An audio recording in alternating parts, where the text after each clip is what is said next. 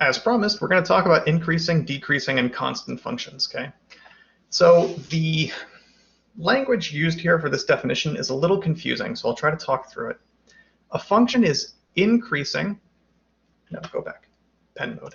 A function is increasing on an interval if, when you plug in a pair of numbers, if I plug in the smaller number, I get out a smaller number. If I plug in a bigger number, I get out a bigger number. When I plug in smaller numbers, I get out smaller numbers. When I plug in bigger numbers, I get out bigger numbers. That's what increasing is. When you plug in bigger, you get out bigger. A function is decreasing if it's the opposite. If I plug in two things, when I plug in the bigger one, I get out a smaller number. When I plug in the smaller input, my output is actually bigger. That's a decreasing function. And a constant function is one where all the values of the output are the same no matter what. The value never changes. These are much easier to identify from graphs, okay? So let's look at this picture right here. When I plug in a smaller x, I get out a smaller y. When I plug in a bigger x, I get out a bigger y. This is an increasing function. Now try, for example, here. I plug in an even bigger x. I got out an even bigger y. I plug in an even smaller x. I get out an even smaller y. This is an increasing function. It's going up. Okay. This function overall is moving downwards. So now if I plug in a bigger value of x, I get out a smaller value of y. If I plug in an even smaller value of x, I get out an even bigger value of y. If I plug in an even bigger value of x, I get out an even smaller value of y. This is a decreasing function.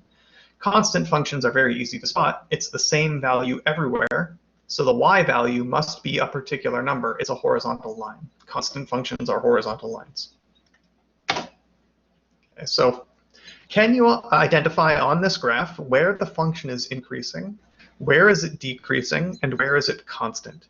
Find intervals for all three of these. What intervals is it increasing on? And there might be more than one. What intervals is it decreasing on? And what intervals is it constant on? So I'll pause here. Okay.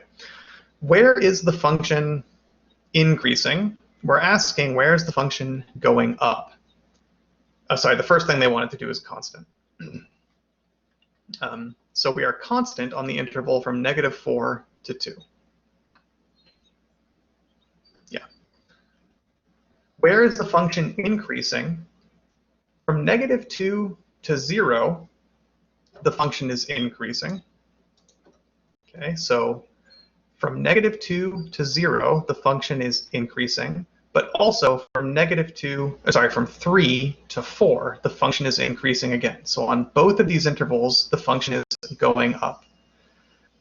And when x goes from 0 all the way to x equals 3, the function is decreasing. So the function is decreasing on this interval here. I'll clear out the pen marks. They've gotten a little busy and talk through it one more time. So just to review, when x is going from -4 to -2, the function is constant. When x goes from -2 to 0, the function is increasing, but also when x goes from 3 to 4, the function is increasing. And when x goes from 0 to 3, the function is decreasing. Okay. A local maximum, again, the word definition here is a little bit wordy, and we'll talk through it, but the graph will make it a lot clearer. Okay. A local maximum is a point that nearby it's the biggest thing around. So if I take an interval around the point, then f at the point is bigger than anything else I can find. That's called a local maximum. On the other hand, if I take an interval around the point and f at that point is smaller than everything else, I call it a local minimum. Visually, it looks like this. Okay.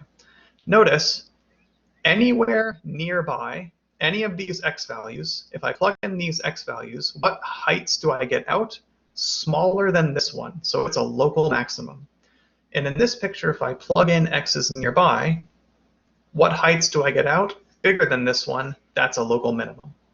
Okay, so visually, maxes look something like this, and mins look something like this. So on this graph, can you find any local maxes and local mins? Can you identify where the function is increasing or decreasing or constant? Okay.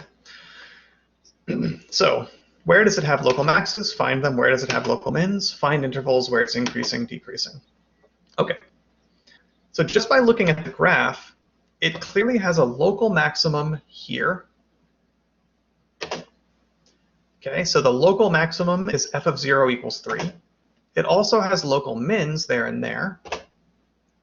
Okay, where is it increasing or decreasing? Well, it's increasing from -2 to 0, and from 1 on, it was decreasing from -infinity to -2, and then it was also decreasing in between -2 and, from 0 to 1. Okay, so it was increasing and decreasing on these intervals, which are notated for you here. Oops, one thing I wanted to point out. Okay, we identified this was a max, and these were mins.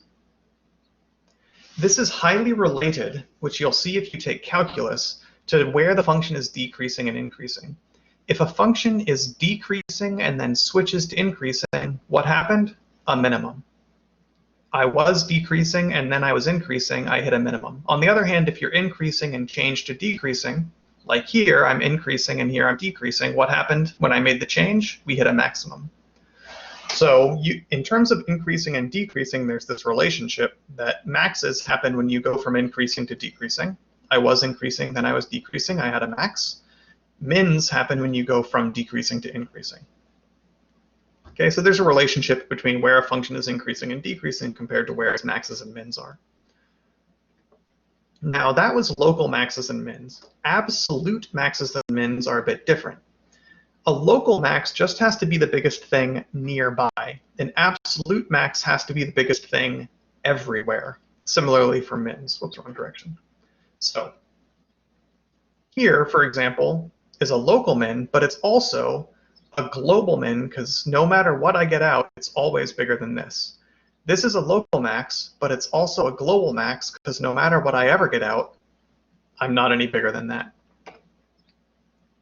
So let's look at this graph and find local and absolute maxes and mins. Okay. Notice the biggest value is right here. That's a local max because it's got this kind of shape, but it's also a global max. It's the biggest thing going on. The global minimum, however, is this point over here. The lowest y value I ever get out is y equals 2. There is a local minimum here, but that local is not the global minimum. This is the global minimum. It's the smallest thing anywhere on the graph.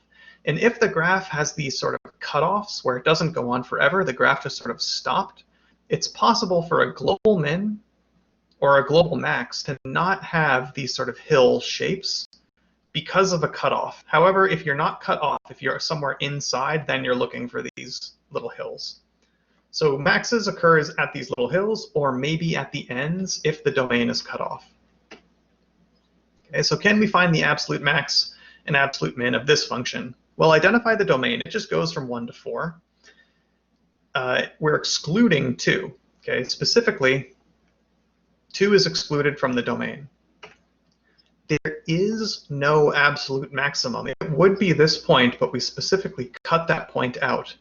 So as I sort of up this graph, I can always get bigger and bigger, but I can never quite reach that value. And similarly, I can always get bigger and bigger, but never quite reach that value. There is no maximum here because we removed it. The smallest value is at this left endpoint. This is a local minimum over at this endpoint, but it's not a global minimum. Can we find the absolute maxes and mins of a function on this graph? So the domain starts at 1, but that's not in the graph. It ends at x equals 6. So I don't include 1, but I do include 6 in the domain. So the largest value is kind of quick. It's at this endpoint. There's the global maximum. Okay, the absolute minimum is y equals 1, but that happens anywhere in this entire interval. Okay, there is no local maximum here. These are all local minimums, But there is not a local max here because that was removed from the domain. What about this graph? Can you find, and the implication, by the way, is that this graph just keeps going forever and ever. So the domain starts at 0 and includes it, because I am including this point, but then it just keeps going. Well, it has an absolute max right here. Hooray, that's the biggest I ever am, but there is no minimum because it's just going to keep going down, down forever. Okay, another example. Can you identify maxes and mins on this picture? And I just want to point out, this was removed from the domain, as was this, but this point is in the domain. Okay, so x can't include 2, and it doesn't include 3, but it does include x equals 5. Okay. Well, there is no absolute maximum because this is implied to just keep going up forever. There's also no absolute minimum. It would be this point, but we removed it. So I can always go lower, but never quite reach that value. There is a local minimum, right? But there is not a local maximum here because we removed it. Okay. This is kind of summarized in something that you can learn about if you're a math major later on, called the extremal value theorem. If the function's continuous, which is a definition that we're not really getting into, but a continuous function is just one where the drawing doesn't jump around and doesn't have holes. If a function is continuous on an interval including both endpoints, then it does have an absolute max and min. So no matter how you try to draw a function, if I start the function including the left endpoint and I end it including the right endpoint, whoops, go back. If I start it including the left endpoint and including the right endpoint, and I draw it without jumping around, I can put corners in, that's fine, but I can't just pick the pen up and start somewhere else. I would have to connect somehow. No matter how I draw this, there's going to be an absolute max and an absolute min. That's the extremal value theorem. Okay, so I'm going to stop this video here. It got a little long, and then we're going to do some of these graphing utility applications.